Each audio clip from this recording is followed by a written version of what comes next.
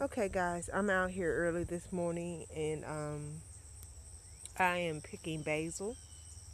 This is my basil, sweet basil, as a matter of fact. And I'm picking it so that I can dry it. So, let me get started picking. What I'm doing, as you can see, I kind of already picked some right in this area. And you just go down the stalk. You don't pull the whole thing up. And I just break it off. Just break it off. Just find some leaves, stems that have nice big leaves like this one. Just break it off. So I'm about to continue picking this basil, and then I'm going to go into the kitchen and show you how to dry it. This basil I just got out of my garden this morning. I brought it in the house. I filled the sink with water halfway, added vinegar to the water. As we know, vinegar cleans really well. So I used the vinegar in the water. I soak the sweet basil in the water for 10 minutes. Once it's soaked for 10 minutes, I then washed each stem and leaf under running water, put it in the colander, allowed it to sit in the colander and to drip dry. Okay, so once that is dry enough, I didn't have a sheet pan big enough, so what I did, I took the rack of my oven and I lined it with foil, and on top of the foil I added some wax paper. You can use wax paper or parchment paper. Okay, so let me take this out right quick and show you the next step. Okay, now what I'm going to do, I'm going to take all this dried basil off of here and put it in my bowl. And the way that you know that the basil is dry and it's dry enough is that it's going to crunch. Just like that. Okay.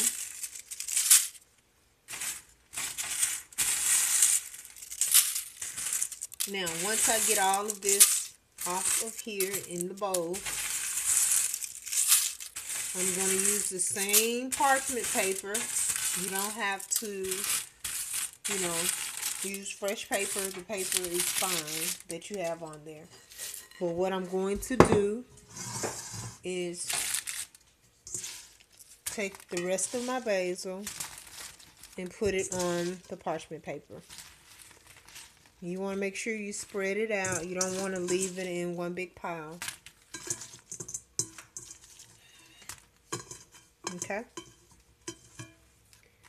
You spread that out. Making sure it's not just like laying on top of each other, but it's going to dry out anyway. But you want to spread it out as much as possible. Okay?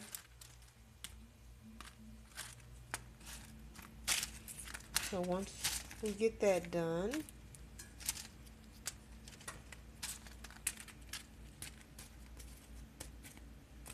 this is how you're going to set your oven.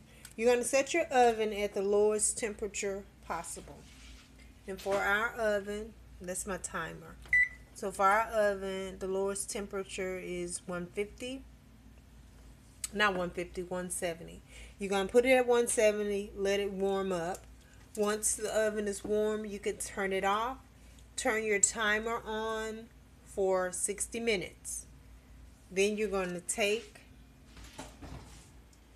and, that's hot. Hold on. Okay. Then you're going to take and slide that into the oven. And you can leave your oven door cracked just like that for 60 minutes, or you can close it because it's not on. The oven is not on. You let it heat up to the 170 or whatever your lowest setting is, and just let the herbs dry out. If your oven's lowest setting is higher than 170, I would suggest that once you turn the oven off and you put your herbs in, that you leave it cracked, just like that, because you don't want to cook your herbs. You only want the heat of the oven to dry it out. So if it's anything higher than 170, heat it up, turn it off, and then leave the oven cracked like this for about, I'd say, 40 to 60 minutes. And once it's done, your herbs are going to look just like this. They're going to sound just like this. And they're ready for the next step. Okay, your next step.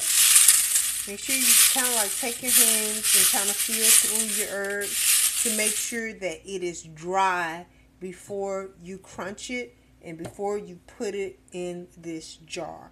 You want it to be completely dried out, okay? So this right here is completely dry. So you're going to take it with your hand and just crunch it up. You can have it, the pieces as big as you want, like that. Or you can, make it even finer. And just take it and just, take it in your hand. Just rub it like that. That's it. And that's how you're going to dry your herbs. Okay? So the last step. One moment. Okay, your last step is that you're going to take, you can store it in whatever you have. You may have freezer bags, storage bags, an old jar that you had and you've cleaned it out, you've dried it out completely, or you may have a mason jar. So I've chose to use a mason jar. I'm going to take that, put that on my mason jar. And I have the herbs just the way that I want. And what you can do is make sure you go in, and if you want to, it's your choice, take out any like long stems that you may find that you left in, if you don't want, stems in it. And make sure your herbs is completely dry. I mean, before you put it in the jar. I cannot stress that enough. You want these herbs to be dry. So then you're going to take it and you're going to pour it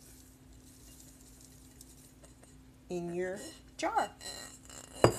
And I have another batch still in the oven, and that's going to be it. I'm done. And look, let me see. Can I get that? I almost got a full jar. Excuse me, you guys. I'm from Tennessee. I'm from Mississippi and Tennessee, so I am what they call as country as the day is long. But yeah, here you go, guys. I hope this helps somebody on how to dry your herbs using your oven. Until next time, you guys. Peace and blessings. Shalom.